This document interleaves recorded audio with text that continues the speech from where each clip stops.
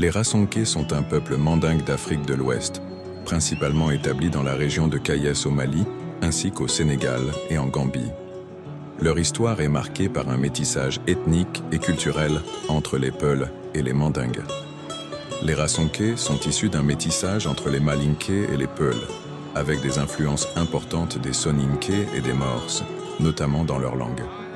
Les Rasonké d'origine Peul portent les Jamou, ou noms de famille suivants: Diakité, Diallo, Sidibé, Sangaré. Les Rasonké d'origine malinké mandingue portent les noms de famille suivants: Danyoko, Dambélé, Konaté, Keïta, Traoré et Sissoko. Certains Rasonké sont quant à eux d'origine soninké, comme c'est le cas des Soumarés. Au XVIe siècle, les Peuls se sont révoltés contre la domination des Malinké, menée par Yamadou Hawa Diallo, et ont établi leur propre territoire. Le nom Rasonké dérive du mot malinké rasso, qui signifie laine, en référence au boubou de laine porté par les Peuls lors de leur arrivée. Le royaume du Rasso s'est constitué sur un territoire à cheval sur le Sénégal et le Mali actuel. Ségadoua, fils de Yamadou Hawa, est considéré comme le premier roi du Kasso au XVIIe siècle, fondant la dynastie des Bambera, d'origine Peul et Malinké. Le royaume a connu des périodes de prospérité grâce au commerce de l'or, du bambouk, de l'agriculture et de l'élevage. Au XIXe siècle, le Rasso a été confronté aux attaques d'El Hadj Oumar Tall et aux razzias du royaume Bambara du Kaarta, avant d'être progressivement intégré au Soudan français. Traditionnellement, la société Rasonké était organisée selon un système de castes hiérarchisées. Les nobles, Oro, se trouvaient au sommet, représentant la royauté et le pouvoir territorial.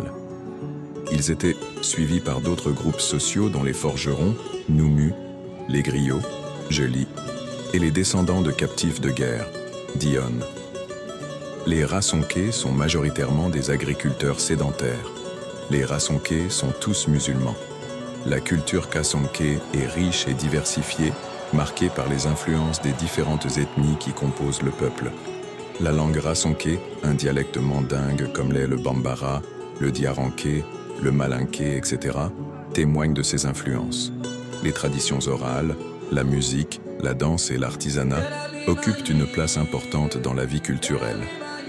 Le port du boubou en laine, Kasso, reste un symbole de l'identité Kasonké. Les coiffures traditionnelles féminines, comme le jarité méré, sont également des marqueurs culturels distinctifs.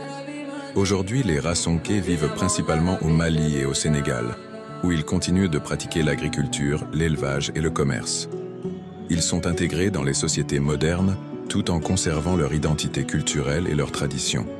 La langue Kasonké est toujours parlée, et les coutumes ancestrales sont perpétuées à travers les cérémonies et les pratiques sociales.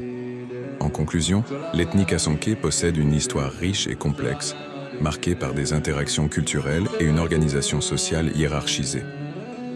Leur identité culturelle, ancrée dans leurs traditions, leur langue et leur histoire, continue de se manifester dans leur vie quotidienne au Mali, au Sénégal et en Gambie.